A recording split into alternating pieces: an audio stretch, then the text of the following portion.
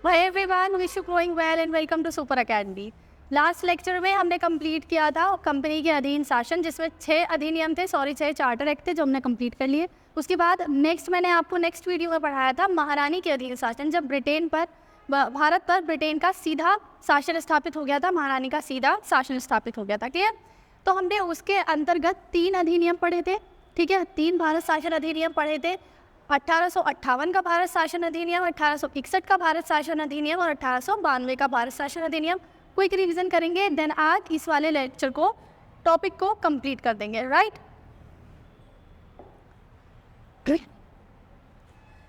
तो पहला बताया था मैंने आपको 1858 का भारत शासन अधिनियम, जिसमें इम्पॉर्टेंट जो फैक्टर थे पहले आपको बताया मैंने, ईस्ट इंडिया कंपनी को समाप्त कर दिया।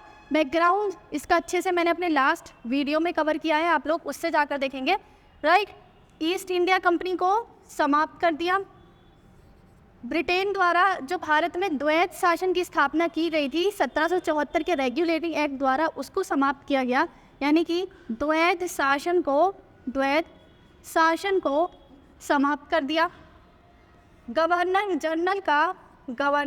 जनरल का पदनाम बदलकर क्या कर दिया गया? भारत का वायसराय। क्या कर दिया गया? भारत का वायसराय। लॉर्ड कैनिंग भारत के पहले वायसराय बने। इसके बाद महारानी के अधीन शासन चला गया, ये तो मैंने आपको बता ही दिया। क्लियर है? एक नया पद राज्य सचिव का सृजन किया गया। नया पद कौन सा पद बनाया गया? राज्य सचिव, जिसका काम क्या था? ये वायसराय पर नियंत्रण रखते थे, वायसराय के कार्यों पर नियंत्रण रखते थे। राज्य सचिव की सहायता के लिए एक 15 सदस्य, जिसमें 15 सदस्य थे, भारतीय परिषद का निर्माण किया गया। भारतीय परिषद का निर्माण किया गया। ठीक है? तो 1858 का आपका जो अधिनियम था वो कंप्लीट हो गया। इसके बाद मैंने आपको बताया 1861 के भारत शासन अधिनियम में क्या क्या प्रावधान किए गए। 1861 के भारत शासन अधिनियम में सबसे पहले तो लॉर्ड कैनिंग द्वारा 1859 में पोर्टफोलियो प्रणाली, पोर्टफोलियो यानी विभागीय प्रणाली को इंट्रोड्यूस किया गया। यानी कि अब प्रशासन को विभागों में विभाजित कर दिया गया। किसके द्वारा? लॉर्ड कैनिंग के द्वारा। इसके बाद वायसराय को अध्यादेश जारी करने की शक्ति दी गई 1861 के भारत शासन अधिनियम द्वारा। नेक्स्ट इसका इम्पॉर्टेंट फैक्टर है विकेंद्रीकरण की शुरुआत। हम लोग यहाँ से देखते हैं विकेंद्रीकरण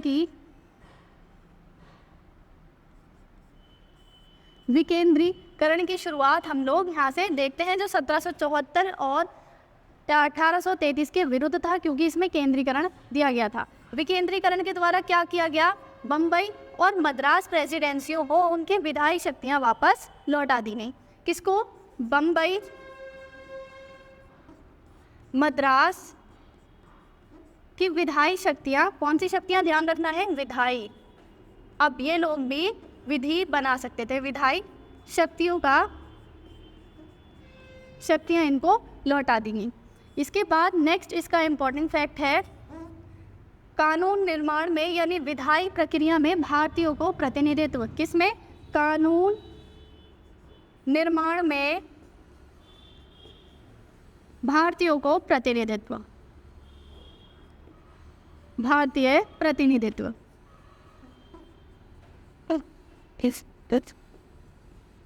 क्लियर? तो 1861 के भारत शासन अधिनियम की मुख्य विशेषताएं आपके सामने। नेक्स्ट आता है 1892 का अधिनियम। 1892 के अधिनियम में कानून निर्माण में जो भारतीयों को प्रतिनिधित्व मिला था वो गैर सरकारी सदस्यों के रूप में मिला था। इन गैर सरकारी सदस्यों की संख्या को बढ़ाया गया 1892 के अधिनियम में। यानी कि गैर सरकारी सदस्यों की जो संख्या थी उनमें बढ़ोतरी की गई। इसके बाद विधायी परिषद जो थी, किसकी? वायसराय की विधायी परिषद, जिसकी सहायता से वो कार्य करते थे, उसमें सदस्यों को बजट पर बहस करने की अनुमति दी गई। किस पर? बजट पर बहस करने की अनुमति लेकिन यहाँ पूरक अनुपूरक प्रश्न नहीं पूछ सकते थे, यानी काउंटर क्वेश्चन आप लोग नहीं पूछ सकते थे। क्लियर? इसके बाद नेक्स्ट आता है अप्रत्यक्ष चुनाव प्रणाली का, अप्रत्यक्ष चुनाव का प्रारंभ होता है इन गैर सरकारी सदस्यों को चुनने के लिए, लेकिन चुनाव शब्द का प्रयोग 1892 के अधिनियम में नहीं किया गया।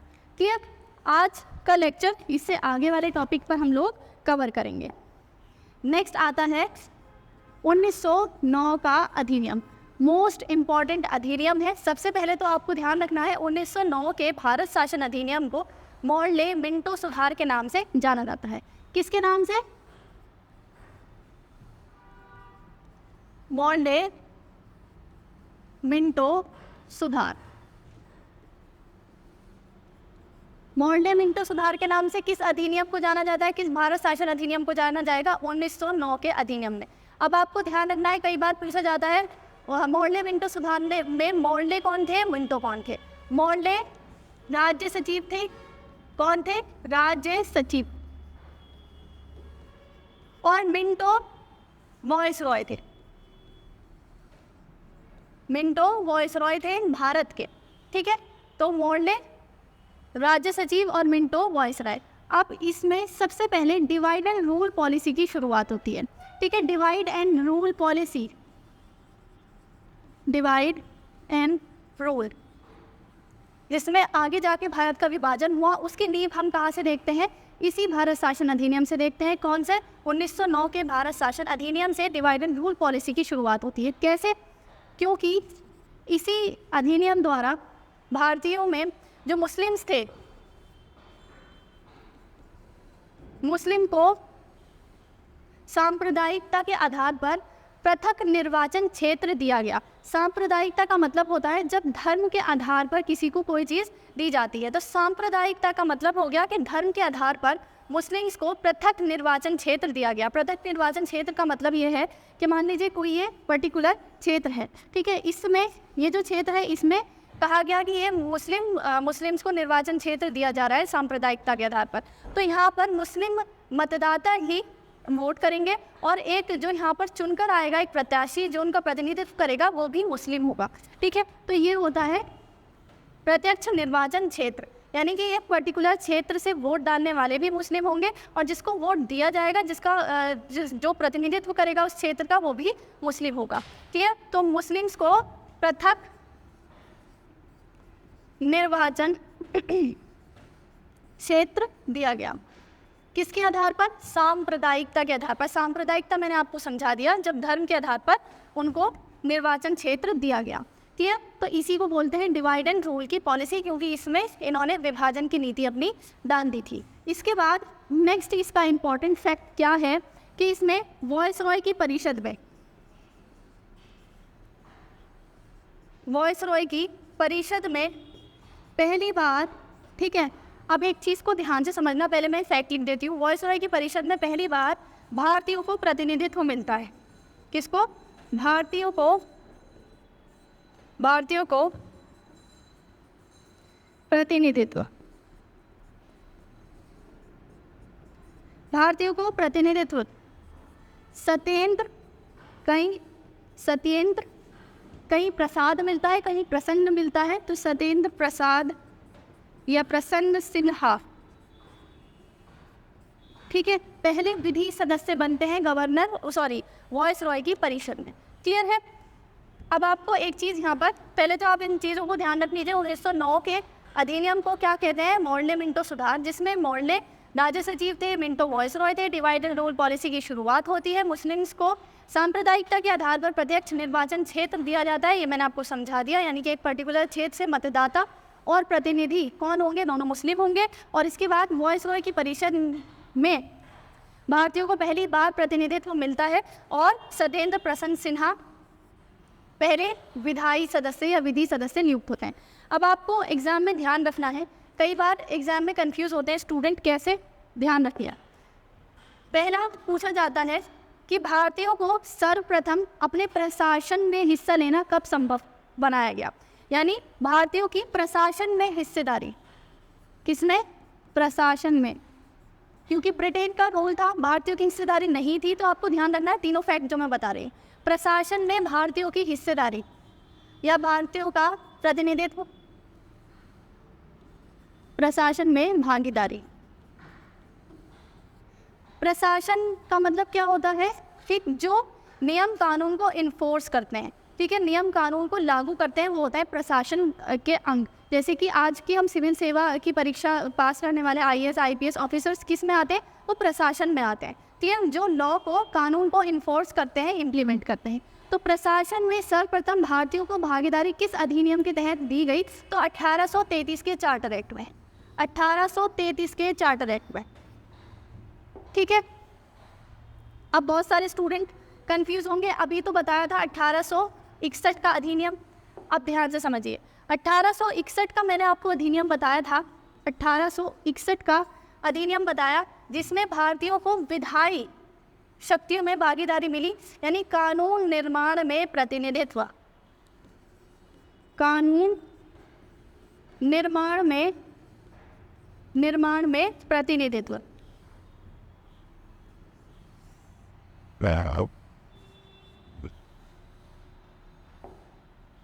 कानून निर्माण में प्रतिनिधित्व। अब इस चीज को ध्यान से समझना है, कब मिला? 1861 के भारत शासन अधिनियम में। प्रशासन का मतलब होता है कानून को इन्फोर्स करना, इम्प्लीमेंट करना, ठीक है। कानून निर्माण का मतलब हो गया कि आपको विधान परिषद में हिस्सेदारी मिली, कब? 1861 के भारत शासन अधिनियम में। अब वॉयसरॉय की परिषद में कब हिस्सेदारी मिली? सबसे पहले भारतीयों को वाय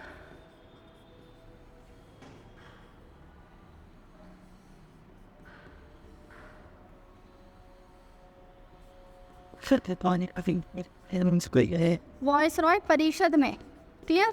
वॉयसरॉय परिषद में भारतीयों को हिस्सेदारी कब मिलती है? 1909 के अधिनियम में, ठीक है, 1909 के अधिनियम में। अब इसे समझ लीजिए, प्रशासन में भागीदारी 1833 के चार्टर एक्ट में मिली। 1833 के चार्टर एक्ट की धारा थी 87, धारा थी 87, जिसमें कहा गया किसी भी भारतीय के साथ धर्म, वंश, जन्म स्थान के आधार पर भेदभाव नहीं किया जाएगा। यानी कि किसी भी भारतीय को सिविल सेवा में आने से इसलिए नहीं रोका जाएगा क्योंकि वो भारतीय है या उसका वंश, जाति कुछ भी अलग है, क्लियर है। तो इसलिए प्रशासन में भागीदारी सर्वप्रथम हमें कब मिलती है? प्रशासन में समानता कब मिलती है? 1833 के चार्टर एक्ट के द्वारा, जिसकी धारा 87 कहती थी कि भारतीयों के साथ किसी भी आधार पर भेदभाव नहीं किया जाएगा, क्लियर। कानून निर्माण में प्रतिनिधित्व कब मिलता है? 1861 में। और वायसरॉय की परिषद में पहली बार प्रतिनिधित्व कब मिलता है? 1909 में। ये तीनों ही क्वेश्चन पूछे गए हैं, इसलिए मैंने आपको तीनों अच्छे से समझा दिए, क्लियर। अब 1909 के अधिनियम के बाद आता है नेक्स्ट 1919 का भारत शासन अधिनियम।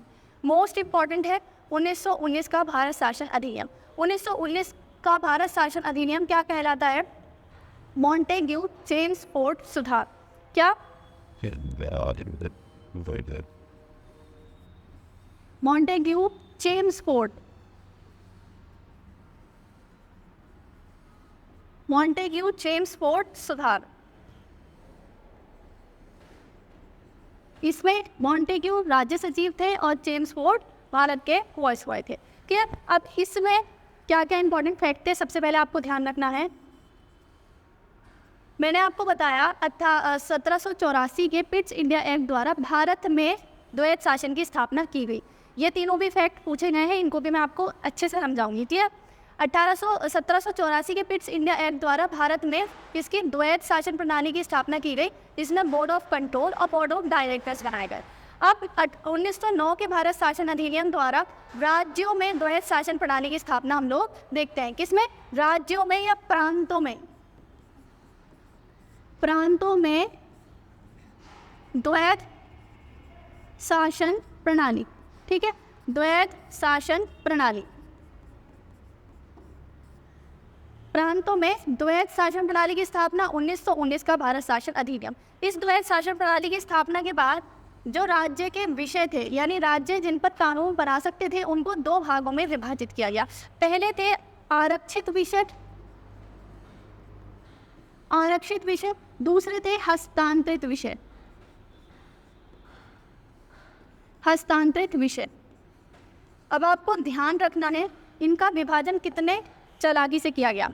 सारे विषयों को दो भागों में विभाजित किया गया, एक आरक्षित एक हस्तांतरित। आरक्षित विषय वो होते थे जिन पर गवर्नर, ध्यान रखना है, राज्यों में गवर्नर होते थे, प्रांतों में गवर्नर होते थे, ठीक है। गवर्नर अपनी परिषद की सहायता से उन पर नियम बनाएंगे। गवर्नर होते थे और गवर्नर की एक सेपरेट परिषद होती थी जिस पर गवर्नर अपनी परिषद की सहायता से कानून बनाएगा, वो होंगे आरक्षित विषय। उनको आरक्षित रखा गया किसके लिए? गवर्नर और उसकी परिषद के लिए। ध्यान रखना है, गवर्नर की परिषद भारतीयों के प्रति उत्तरदायी नहीं होती थी, क्लियर? भारतीयों के प्रति उत्तरदायी नहीं होती थी। दूसरे विषय रखे गए हस्तांतरित विषय। हस्तांतरित विषय वो थे जिसमें गवर्नर, इसमें भी कानून गवर्नर बनाएगा, लेकिन गवर्नर किसकी सहायता से बनाएगा? गवर्नर बनाएगा गैर सरकारी सदस्यों की सहायता से, यानी कि ऐसे सदस्यों की सहायता से जो किसके प्रति उत्तरदायी होंगे? भारतीयों के प्रति उत्तरदायी होंगे, क्लियर है? आरक्षित विषय, आरक्षित विषय आरक्षित विषय कौन से होते थे? कितना समझ में आया? नेक्स्ट आता है 1919 का भारत शासन अधिनियम। 1919 का भारत शासन अधिनियम मोस्ट इंपॉर्टेंट है ये भी। 1919 का भारत शासन अधिनियम, सबसे पहले तो आपको इसका नाम याद रखना है। इसको बोलते हैं मॉन्टेग्यू चेम्सफोर्ड सुधार।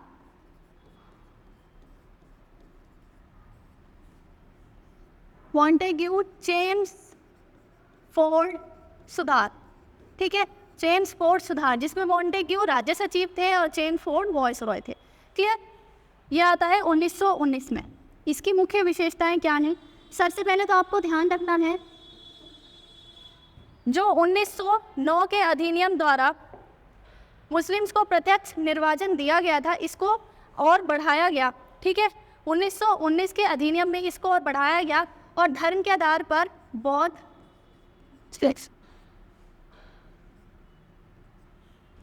ईसाई,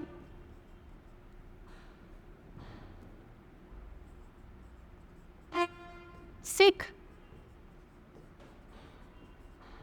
इनको भी धर्म के आधार पर प्रत्यक्ष निर्वाचन क्षेत्र दिया गया, क्लियर है? 1909 के अधिनियम द्वारा डिवाइड एंड रूल पॉलिसी की शुरुआत होती है, जिससे आगे आने वाले अधिनियम जो है उनको बढ़ाया जाएगा, ठीक है। इसमें ये पॉलिसी आगे बढ़ाई गई और बौद्ध, ईसाई और सिख को भी धर्म के आधार पर प्रत्यक्ष निर्वाचन प्रतिनिधित्व दिया गया, ठीक है, प्रत्यक्ष निर्वाचन क्षेत्र दिया गया। इसके बाद इसकी मुख्य विशेषता जो दूसरी है उसको ध्यान रखना है आपको, राज्यों में या प्रांतों में द्वैत शासन की स्थापना। किसमें? प्रांतों में द्वैत शासन की स्थापना। द्वैत शासन की स्थापना, प्रांतों में द्वैत शासन की स्थापना। अब आपको ध्यान रखना है, मैंने आपको बताया था 1784 का पिट्स इंडिया एक्ट आया था, जिसने भारत में, किसमें? भारत में द्वैत शासन की स्थापना की थी। द्वैत शासन का मतलब जो कंपनी के कार्य थे उनको दो भागों में विभाजित कर दिया, बोर्ड ऑफ कंट्रोल और बोर्ड ऑफ डायरेक्टर्स। इसको बोला गया भारत में द्वैत शासन प्रणाली, ठीक है, जिसको 1858 के भारत शासन अधिनियम द्वारा समाप्त कर दिया गया। अब 1919 के भारत शासन अधिनियम में दोबारा द्वैत शासन को लाया गया, कहाँ पर? प्रांतों में। ये एग्जाम में पूछा गया है, प्रांतों में द्वैत शासन की स्थापना कब होती है? 1919 के भारत शासन अधिनियम द्वारा। अब द्वैत शासन का मतलब यहाँ पर क्या है? द्वैत शासन का मतलब है राज्यों को कानून निर्माण के लिए जो विषय दिए गए थे उनको दो भागों में विभाजित किया गया। पहले थे आरक्षित, दूसरे थे हस्तांतरित।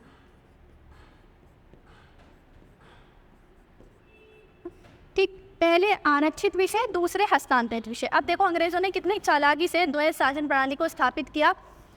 आरक्षित विषय कौन से थे? जिस पर गवर्नर अपनी परिषद की सहायता से कानून बनाता था। यानी आरक्षित विषय वह विषय थे जिसपे गवर्नर और उसकी जो सेपरेट परिषद होती थी उसकी सहायता से वो कानून बनाएगा। और ध्यान रखना है, गवर्नर और उसकी जो परिषद थी वो भारतीयों के प्रति उत्तरदायी नहीं थी। तो ऐसे विषय जो गवर्नर और उसकी परिषद बनाएगी वो आरक्षित विषय रखे गए।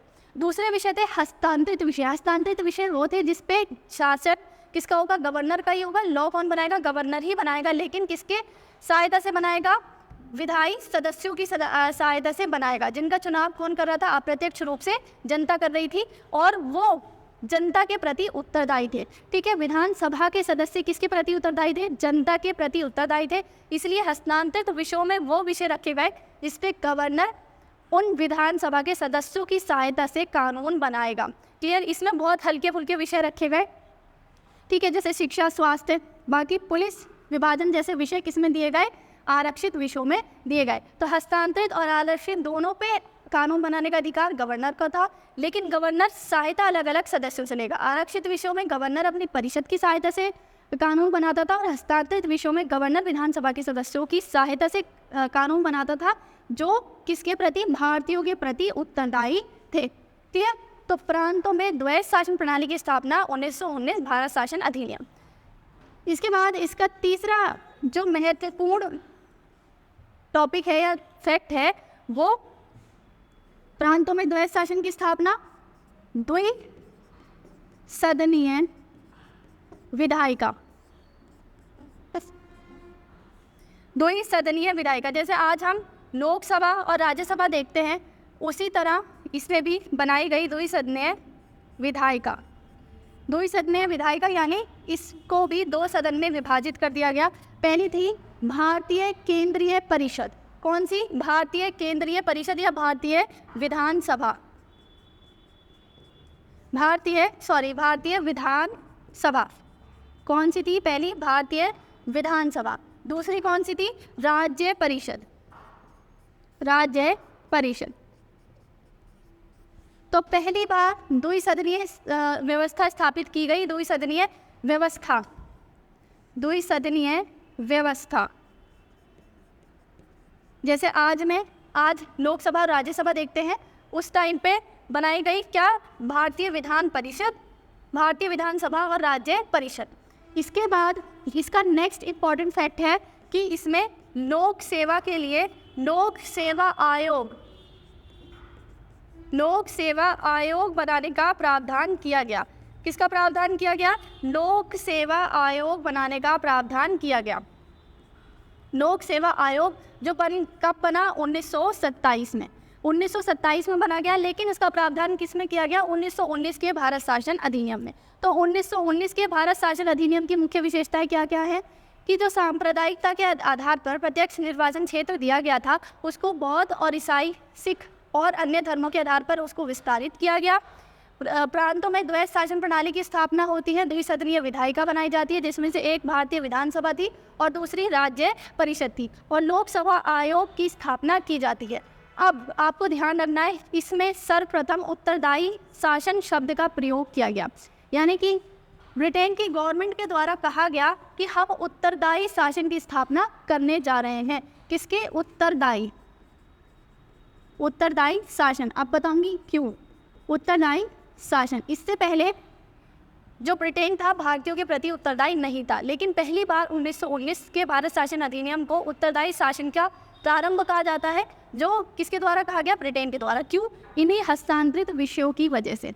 ठीक है, इन्हीं हस्तांतरित विषयों की वजह से, क्योंकि इसमें जो विषय थे, गवर्नर विधानसभा के जो सदस्य थे उनकी सहायता से बना रहा था, जो भारतीयों के प्रति उत्तरदायी थे। इसीलिए सर्वप्रथम इसमें कहा गया कि हम उत्तरदायी शासन की स्थापना करना चाहते हैं। क्लियर? जो भारतीयों के प्रति जवाबदेह है। अब 1919 का भारत शासन अधिनियम आपको क्लियर हुआ होगा। नेक्स्ट आता है 1935 का भारत शासन अधिनियम। मोस्ट इम्पॉर्टेंट 1935 का भारत शासन अधिनियम, जिस पे वर्तमान जो हमारा संविधान है उसका 80% भाग टिका हुआ है। यानी कि वर्तमान संविधान का 80% भाग हमने कहाँ से लिया है? 1935 के भारत शासन अधिनियम द्वारा। 1935 का भारत शासन अधिनियम। अब इसकी सबसे पहली मुख्य विशेषता क्या थी? कि इसने भारत में संघीय शासन प्रणाली की स्थापना की। सबसे पहले तो आपको ध्यान रखना है, इसमें 321 धाराएं थी और 10 अनुसूचियाँ थी। ये भी पूछा जाता है, काफ़ी विस्तृत है, तो इसका कारण क्यों है? क्योंकि हर चीज़ पर फोकस किया गया था और इसमें 321 बिल्कुल संविधान की तरह इसको तैयार किया गया था। 321 इसमें धाराएं थी और 10 अनुसूचियाँ थी। ठीक है, अब इसमें इंपॉर्टेंट फैक्ट क्या क्या होंगे? सबसे पहले इसमें संघीय शासन प्रणाली की स्थापना की गई। संघीय शासन प्रणाली, संघीय शासन प्रणाली। संघीय शासन प्रणाली। संघीय शासन प्रणाली का मतलब क्या होता है कि जो संघ के विषय थे उनको विभाजित कर दिया गया। संपूर्ण विषयों को 3 भागों में विभाजित किया गया, जैसे कि आज हम देखते हैं union list, state list, concurrent list. ऐसे ही 3 लिस्ट बनाई गई, यूनियन लिस्ट यानी केंद्र सूची, राज्य सूची और समवर्ती सूची। तो ये जो वर्तमान में हम संघीय शासन व्यवस्था देखते हैं कहाँ से ली गई है, 1935 के भारत शासन अधिनियम से। तो संघीय शासन व्यवस्था का मतलब होता है सेपरेशन ऑफ पावर। इससे पहले भी विषयों का विभाजन किया गया है, लेकिन संघात्मक शासन व्यवस्था नहीं थी, एकीकृत शासन व्यवस्था थी। संघात्मक शासन व्यवस्था कहाँ से देखते हैं हम, 1935 के भारत शासन अधिनियम में। हालांकि ये लागू नहीं हो पाई उस टाइम पर, लेकिन इंट्रोड्यूस कब की गई थी, 1935 के भारत शासन अधिनियम। क्लियर है। दूसरा इंपॉर्टेंट फैक्ट, जैसे मैंने आपको बताया 1919 के भारत शासन अधिनियम में प्रांतों में द्वैध शासन प्रणाली की स्थापना की गई, यानी प्रांतों के विषयों को 2 भागों में विभाजित किया गया। 1935 के भारत शासन अधिनियम में केंद्र में द्वैध शासन प्रणाली स्थापित होती है। केंद्र में द्वैध शासन प्रणाली, जैसे कि राज्यों के विषयों को 2 भागों में विभाजित किया गया था, उसी प्रकार केंद्र के विषयों को 2 भागों में विभाजित कर दिया गया, हस्तांतरित और आरक्षित। ठीक। तो केंद्र में द्वैध शासन प्रणाली की स्थापना कब होती है, 1935 के भारत शासन अधिनियम द्वारा। इसके बाद बर्मा को यानी वर्तमान म्यांमार को भारत से अलग कर दिया गया। यह भी पूछा जाता है, बर्मा को भारत से अलग कर दिया गया, भारत से अलग कर दिया गया। एग्जाम में पूछा गया है, आप लोग चेक करेंगे प्रीवियस ईयर क्वेश्चन। बर्मा को भारत से अलग कर दिया गया। भारतीय साख पर नियंत्रण रखने के लिए भारतीय रिजर्व बैंक की स्थापना की गई। भारतीय रिजर्व बैंक, भारतीय रिजर्व बैंक यानी आरबीआई की स्थापना हम कब देखते हैं, 1935 के भारत शासन अधिनियम द्वारा। इसी अधिनियम द्वारा संघीय न्यायालय की स्थापना भी की गई। किसकी, संघीय न्यायालय की स्थापना की जाती है, किसकी, संघीय न्यायालय की स्थापना।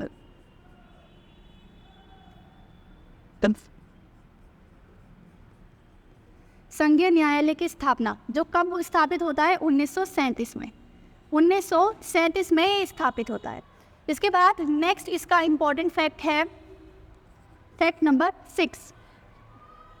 आपको मैंने बताया कि सबसे पहले 1909 का जो भारत शासन अधिनियम आया था, इसमें मुस्लिम्स को प्रत्यक्ष निर्वाचन क्षेत्र दिया। डिवाइड एंड रूल पॉलिसी की शुरुआत हुई, प्रत्यक्ष निर्वाचन क्षेत्र दिया। उसके बाद 1919 में इसको बढ़ाया गया, बौद्ध, जैन और ईसाई सिख को दिया गया। इसके बाद 1935 में भी इसको कंटिन्यू रखते हुए बढ़ाया गया, महिलाओं, श्रमिकों और दलित, इनको भी सांप्रदायिकता के आधार पर प्रत्यक्ष निर्वाचन क्षेत्र दिया गया, प्रत्यक्ष निर्वाचन क्षेत्र दिया गया। अब मतदान की जो व्यवस्था थी 1919 में सीमित थी। 1919 में सीमित मताधिकार का प्रावधान किया गया था।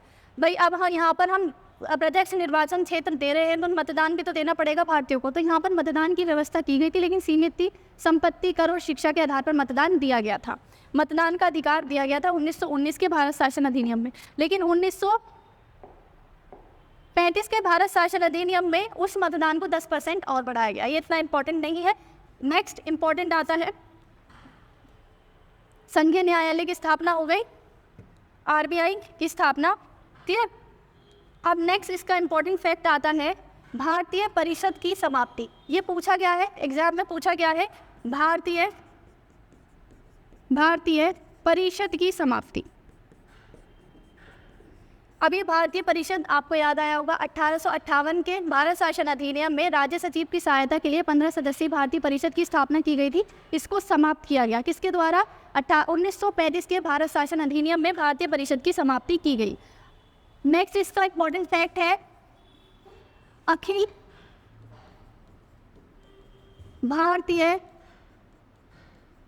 भारतीय संघ की स्थापना। अखिल भारतीय संघ की स्थापना यानी संपूर्ण भारत को एक अखिल भारतीय संघ स्थापित किया गया, जिसमें प्रांतों और जो राज्य थे देसी रियासतें थी उनको शामिल किया गया, लेकिन यह व्यवस्था भी लागू नहीं हो पाई क्योंकि जो देसी रियासतें थी उन्होंने इसमें शामिल होने के लिए मना कर दिया। तो ऑल इंडिया फेडरेशन एग्जाम में पूछा गया है। ऑल इंडिया फेडरेशन यानी अखिल भारतीय संघ की स्थापना हम कब देखते हैं, किस अधिनियम द्वारा देखते हैं, तो 1935 के भारत शासन अधिनियम द्वारा। तो 1935 का भारत शासन अधिनियम क्लियर, जिसमें हम संघीय व्यवस्था को सबसे पहले देखते हैं। संघीय व्यवस्था का मतलब होता है सेपरेशन ऑफ पावर, जिसमें केंद्र सूची, राज्य सूची, संवर्ती सूची का विभाजन किया गया। और ध्यान रखना है इसमें अपशिष्ट सूची का भी प्रावधान किया गया था। अपशिष्ट सूची पर जो विषय थे उस पर नियम बनाने की शक्ति किसको दी गई थी, वॉइस रॉय को। यह भी पूछा गया है कि 1935 के अधिनियम द्वारा जो अपशिष्ट सूची की व्यवस्था की गई थी उस पर नियम कानून बनाने का अधिकार किसको था, वॉइस रॉय को। क्लियर। संघीय शासन व्यवस्था की स्थापना देखते हैं। केंद्र में द्वैध शासन प्रणाली में समझा चुकी हूँ कि डायरकी क्या होती है, द्वैध शासन प्रणाली क्या होती है। बर्मा को भारत से अलग कर दिया गया। भारतीय साख पर नियंत्रण रखने के लिए भारतीय रिजर्व बैंक की स्थापना की गई। संघीय न्यायालय की स्थापना की जाती है 1937 में, लेकिन इसका प्रावधान 1935 के भारत शासन अधिनियम में किया गया। महिलाओं, दलितों, श्रमिकों को भी सांप्रदायिकता के आधार पर क्या निर्वाचन दिया गया, प्रत्यक्ष निर्वाचन दिया गया। 7th पॉइंट है भारतीय परिषद की समाप्ति। ठीक है, भारतीय परिषद की समाप्ति किसके द्वारा, 1935 के भारत शासन अधिनियम द्वारा। और अखिल भारतीय संघ की स्थापना की गई, ऑल इंडिया फेडरेशन की स्थापना की गई। ये एग्जाम में पूछा गया है, यूपी पीसीएस के एग्जाम में पूछा गया, आप लोग चेक करिए। क्लियर। तो 1935 का भारत शासन अधिनियम होप क्लियर हुआ होगा।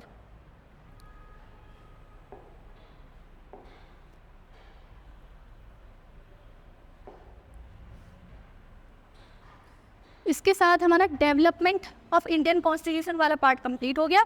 इसको एक बार अच्छे से बुक से रिवाइज करेंगे। 1909 का भारत शासन अधिनियम, 1909 का भारत शासन अधिनियम, भारत शासन अधिनियम। इस अधिनियम को मॉडले मिंटो के नाम से जाना जाता है। उस समय लॉर्ड मॉडले इंग्लैंड में भारत के राज्य सचिव थे और लॉर्ड मिंटो क्या थे, भारत के वॉइस रॉय थे। इस अधिनियम की विशेषताएं किस प्रकार है, केंद्रीय और प्रांतीय विधान परिषद के आकार में काफ़ी वृद्धि कर दी गई, इतना इंपॉर्टेंट नहीं है। इसके बाद नेक्स्ट, केंद्रीय परिषद में सरकारी बहुमत को बनाए रखा गया, लेकिन प्रांतीय परिषद में गैर सरकारी सदस्यों की बहुमत की अनुमति दे दी गई। केंद्रीय पहले आपको बताया था कि 1892 के अधिनियम में गैर सरकारी सदस्यों की सदस्य संख्या तो बढ़ाई गई, लेकिन बहुमत किसका बना रहा, सरकारी सदस्यों का। लेकिन इस वाले अधिनियम के बाद 1909 के भारत शासन अधिनियम द्वारा केंद्रीय परिषद में जो सदस्य हैं, सरकारी सदस्य, उनका बहुमत रहा, लेकिन प्रांतों में गैर सरकारी सदस्यों का बहुमत हो गया है। नेक्स्ट, दोनों स्तरों पर विधान परिषद के कार्यों का दायरा बढ़ाया गया और उनको अनुपूरक प्रश्न पूछने की अनुमति दी गई। 1909 के अधिनियम में इस वाले पॉइंट को ऐड करेंगे नोट्स में।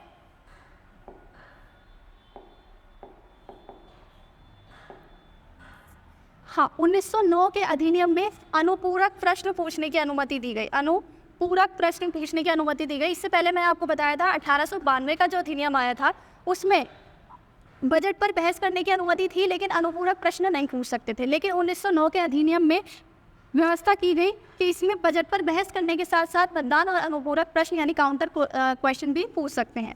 अनुपूरक प्रश्न पूछने की अनुमति। क्लियर।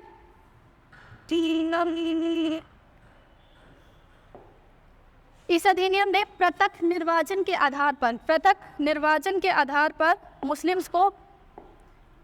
मुस्लिम्स के लिए सांप्रदायिक प्रतिनिधित्व का प्रावधान किया। सांप्रदायिक प्रतिनिधित्व मैंने बता दिया आपको, एक पर्टिकुलर क्षेत्र से मुस्लिम मतदाता ही मतदान कर सकते थे और उनका प्रतिनिधित्व भी कौन करेगा, एक मुस्लिम ही कर सकता था। इसी कहा गया सांप्रदायिक प्रतिनिधित्व दिया गया। ठीक, चुनाव मुस्लिम मतदाता को ही अधिकार था और इस प्रकार इस अधिनियम ने सांप्रदायिकता को वैधानिकता प्रदान की। और लॉर्ड मिंटो को सांप्रदायिकता का जनक कहते हैं, ये भी एग्जाम में पूछा गया है। One liner fact, Lord Minto को क्या कहते हैं, सांप्रदायिकता का जनक कहते हैं।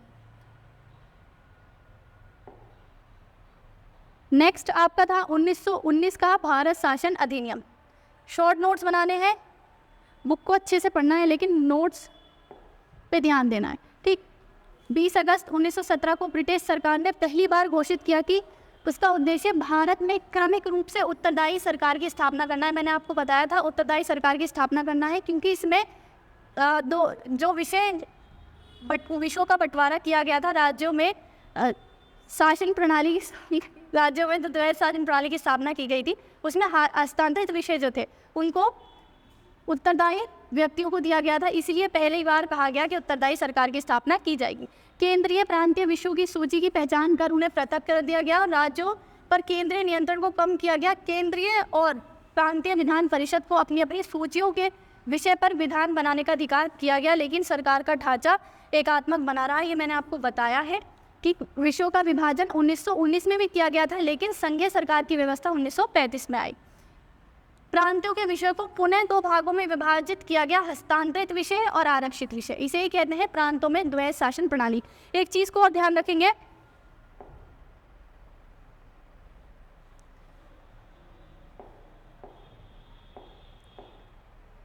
एग्जाम में पूछा जाता है भारत में द्वैध शासन प्रणाली की स्थापना।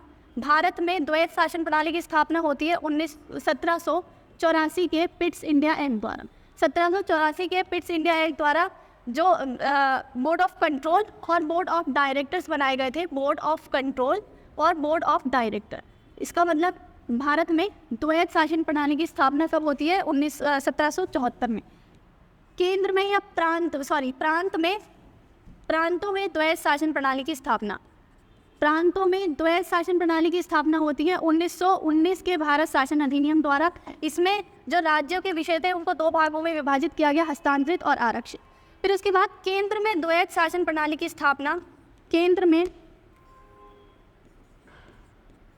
में द्वैध शासन प्रणाली की स्थापना 1935 में होती है। तीनों फैक्ट पूछे गए हैं, तीनों को ध्यान रखना है, क्योंकि तीनों में ही द्वैध शासन प्रणाली वर्ड आया है तो इससे कंफ्यूजन होता है। भारत में द्वैध शासन प्रणाली 1784 के पिट्स इंडिया एक्ट द्वारा, प्रांतों में 1919 के भारत शासन अधिनियम द्वारा और केंद्र में 1935 के भारत शासन अधिनियम द्वारा। 1919 के भारत शासन अधिनियम द्वारा किसमें? प्रांतों में द्वैध शासन प्रणाली की स्थापना की गई। इस अधिनियम ने पहली बार देश में द्विसदनीय व्यवस्था को इंट्रोड्यूस किया, प्रत्यक्ष निर्वाचन व्यवस्था की। ठीक है, इस प्रकार भारतीय विधान परिषद के स्थान पर द्विसदनीय व्यवस्थापिका यानी राज्यसभा और लोकसभा का गठन किया गया, जो वर्तमान में हम लोग देखते हैं। मैंने आपको बताया भारतीय विधान परिषद और राज्य परिषद का गठन किया गया। इनके अनुसार वायसराय की कार्यकारी परिषद में 6 सदस्यों में से कमांडर इन चीफ को छोड़कर 3 सदस्यों का भारतीय होना अनिवार्य था। ये मैंने आपको नोट्स में जो इसके इम्पोर्टेंट फैक्ट है वो आपको बता दिए। नेक्स्ट 1919 के भारत शासन अधिनियम में इम्पोर्टेंट फैक्ट क्या आता है? सांप्रदायिकता के आधार पर सिखों, भारतीय ईसाइयों, एंग्लो इंडियंस, यूरोपियों के लिए भी पृथक निर्वाचन का सिद्धांत दिया गया। ठीक है, विस्तारित किया गया। 1909 का जो डिवाइड एंड रूल की पॉलिसी थी उसको आगे जाके इन अंग्रेज़ों ने बढ़ाया 1919 में, फिर 1935 में। फिर उसके बाद इसने संपत्ति, कर या शिक्षा के आधार पर सीमित संख्या में लोगों को मताधिकार प्रदान किया। सीमित संख्या में मताधिकार प्रदान किया क्योंकि अब निर्वाचन हो रहा था द्विसदनीय व्यवस्थापिका का। नेक्स्ट जो इम्पोर्टेंट फैक्ट है, इसने लोक सेवा आयोग का गठन किया और 1926 में सिविल सेवकों की भर्ती के लिए केंद्रीय लोक सेवा आयोग का गठन किया गया। पहली बार केंद्रीय बजट को राज्य बजट से अलग कर दिया गया। राज्य विधानसभाओं को अपना बजट स्वयं बनाने के लिए अधिकृत किया गया। ये भी एक कारण हो सकता है जिसमें 1919 में भारतीय शासन को क्या कहा गया? उत्तरदायी शासन। इसके अंतर्गत एक वैधानिक आयोग का गठन किया गया जिसका कार्यकाल 10 वर्ष बाद 1919 में जो इम्प्रूवमेंट किया गया था उसका जांच करना और उसके बाद उस पर अपनी रिपोर्ट देने के लिए वैधानिक आयोग का गठन। ये इतना इम्पोर्टेंट नहीं है, बाकी जो मैंने फैक्ट बताए आपको लिखवाए वो ज़्यादा इम्पोर्टेंट है। नेक्स्ट आता है भारत शासन अधिनियम 1935। भारत शासन अधिनियम 1935 में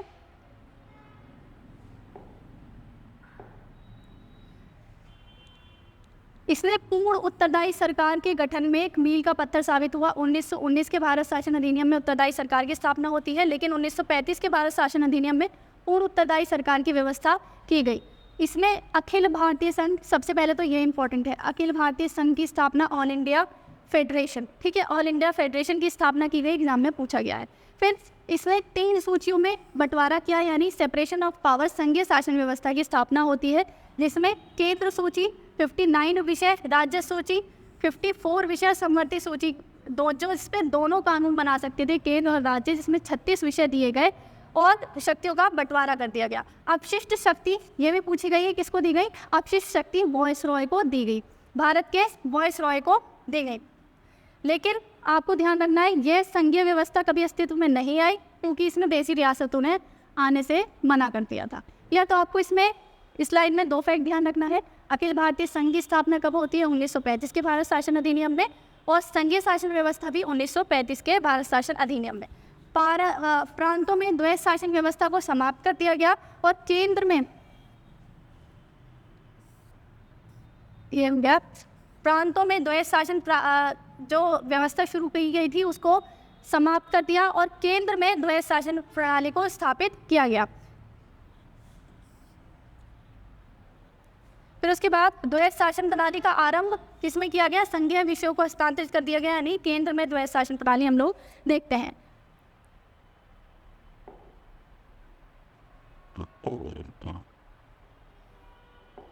नोट्स में मैंने आपको समझाया कि दलित जातियों, महिलाओं, मजदूर वर्ग के लिए अलग निर्वाचन व्यवस्था दी गई 1909 से लेकर 1919 और 1935 में इसको बढ़ाया गया। भारत शासन अधिनियम में 1858 द्वारा स्थापित भारतीय परिषद को समाप्त कर दिया। यह भी प्रीवियस ईयर क्वेश्चन में पूछा गया है, मैंने आपको नोट करा दिया। इसने मताधिकार को विस्तारित किया और लगभग 10% जनसंख्या को मतदान का अधिकार दिया गया। इसके अंतर्गत देश की मुद्रा और साख पर नियंत्रण करने के लिए भारतीय रिजर्व बैंक यानी आरबीआई की स्थापना कब होती है? 1955 में। इसने न केवल संघीय लोक सेवा आयोग की स्थापना बल्कि प्रांतीय लोक सेवा आयोग या 2 से अधिक संयुक्त आयोग के लिए भी व्यवस्था की। इसके तहत 1937 में संघीय न्यायालय की स्थापना हुई है। क्लियर?